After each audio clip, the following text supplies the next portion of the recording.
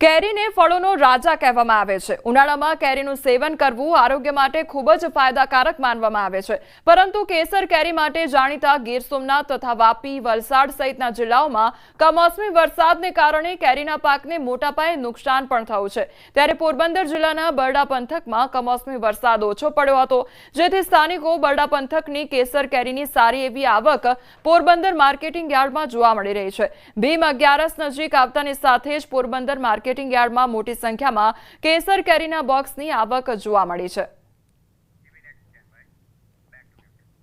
ગોધરા તાલુકાના પૂર્વ વિસ્તારમાં આવેલા છારિયા, જાંબુડી અને સાંકળિયાટા ગામોમાં છેલ્લા 2 માસથી ખેતી વિષયક વીજ પુરવઠો બંધ હોવાથી ખેડૂતો મુશ્કેલીમાં મુકાયા છે।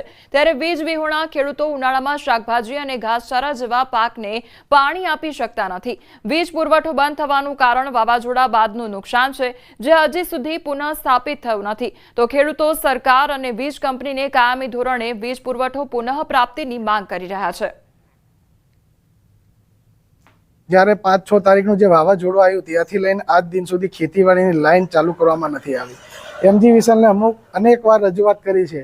એકાદ દિવસની અંદર 2 કલાક 3 કલાક આવ્યું છે વિદ્યુત લાઇટ આવ્યું છે વિધન। અમારા ઘાસચારો કર્યો હતો, શાકભાજી કરી હતી, એ અમને પાણી લાઇટ વગરના બધી ખેતી અમારી સુકાઈ ગઈ। સિંચાઈ સુવિધા કોઈ છે નહીં। બનાસકાંઠાના વડગામ તાલુકાના જોઈતા ગામ સૌ પ્રથમવાર ગ્રામ પંચાયતમાં સરપંચની ચૂંટણીમાં સમગ્ર ગ્રામજનો દ્વારા સમરસ કરી મહિલાઓની સરપંચ, ઉપસરપંચ અને સભ્યોની વરણી કરવામાં આવી છે।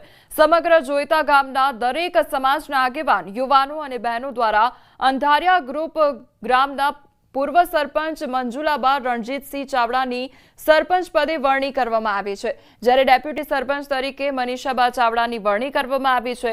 ત્યારે ગ્રામજનો દ્વારા મહિલાઓને સુકાન સોંપી જોઈતા ગામનો વિકાસ થાય તેવી ખુશી વ્યક્ત કરાઈ છે। તો નવા બનેલા સરપંચ તેમજ ઉપસરપંચે ગ્રામજનોનો આભાર પણ વ્યક્ત કર્યો હતો। ફર્સ્ટ નંબરના જ પહેલી વાર જ અમારી ગામની તો કહેવાય તો પહેલી વારની જ જે ચૂંટણી છે એમાં પણ ગ્રામજનોએ અમારા માટે એટલો વિશ્વાસ મૂકી અને અમારું બિનહરીફમને ચૂંટ્યા છે, અને એમાં આખી બોડી પણ અમારી લેડીઝની જ છે। સરપંચ તરીકે મંજુલાબેન અને ઉપસરપંચ તરીકે મને ચૂંટવામાં આવ્યા। અમે બધા ભેગા થઈને સભ્યો લેડીઝો જ છે, અહીંયા બધા ભેગા મળીને ગામ માટે કામ કરીશું અને જે કંઈ બી થશે એ અમારાથી અમે પ્રયત્ન કરીશું। ગામ માટે યોગ્ય કોઈ બી કાર્ય હશે અમે બધા ભેગા મળીને કરીશું। અમે ગામના અગ્રગામી વ્યક્તિઓને આમંત્રિત સભ્ય તરીકે પણ ઘોષિત કર્યા છે, અને અમારો આ જોઈતા ગામનો પંચાયતનો વહીવટ સુદૃઢ, સારો અને સરળ ચાલે તે માટે અમારું સમગ્ર ગામ એકત્ર થઈ અને કોઈનો કદાચ થોડો ઘણો આપણે મતભેદ હશે, પણ અમારા આ વખતે કોઈ મનભેદ નથી। ઈવીએમ અને બેલેટ પેપરના સમયમાં બનાસકાંઠાના એક ગામમાં જૂની પરંપરાથી સરપંચની પસંદગી કરવામાં આવી। સુઈગામ તાલુકાના સોનેથ ગામમાં સરપંચની ચૂંટણી યોજાઈ, જેમાં સરપંચની પસંદગી ચિઠ્ઠીના માધ્યમથી કરવામાં આવી। ચૂંટણી લડવા ઈચ્છુક ઉમેદવારોની ગ્રામજનોએ ચિઠ્ઠી બનાવી અને ગામના મંદિરે એકઠા થયેલા ગ્રામજનોએ સંમતિથી ચિઠ્ઠી ખોલી સરપંચની પસંદગી કરી। ગામમાં એકતા જળવાઈ રહે તે માટે આ પ્રકારનો નિર્ણય કરવામાં આવ્યો। તો ચિઠ્ઠીમાં સરપંચ તરીકે ગંગારામભાઈ પટેલ અને ઉપસરપંચ તરીકે ભેમાભાઈ ઠાકોરનું નામ આવતા તેમની ગ્રામજનોએ બિનહરીફ પસંદગી કરી છે।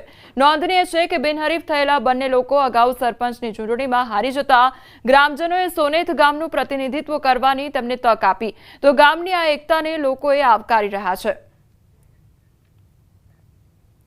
પાટણના સાતલપુર તાલુકામાં પ્રથમ ગ્રામ પંચાયત થઈ સમરસ। સાતપુરા જૂથ ગ્રામ પંચાયત થઈ સમરસ, ત્યારે ભરવાડ ભીખીબેન વાલાભાઈ મહિલા ઉમેદવારને કરાયા છે બિનહરીફ। સાતપુરા અને જોરાવરગઢ ગામના લોકોની સહમતિથી ગ્રામ પંચાયત સમરસ બની છે। ચૂંટણી યોજાતા 2 ગામ સમગ્ર સહમતિથી બિનહરીફ સમરસ ગ્રામ પંચાયત કરેલી છે, જે મારા ઘરના ઉમેદવાર તરીકે ઉમેદવારી નોંધાઈ છે। 2 ગામનો ખૂબ ખૂબ આભાર વ્યક્ત કરું છું। ભરૂચ જિલ્લાના હાંસોડ તાલુકાના શેરા ગામના તળાવમાંથી મગર ઝડપાયો છે।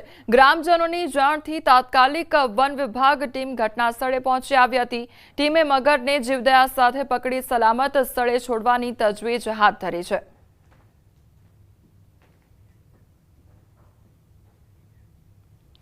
તળાવો સહિતના પાણીના સ્ત્રોતમાં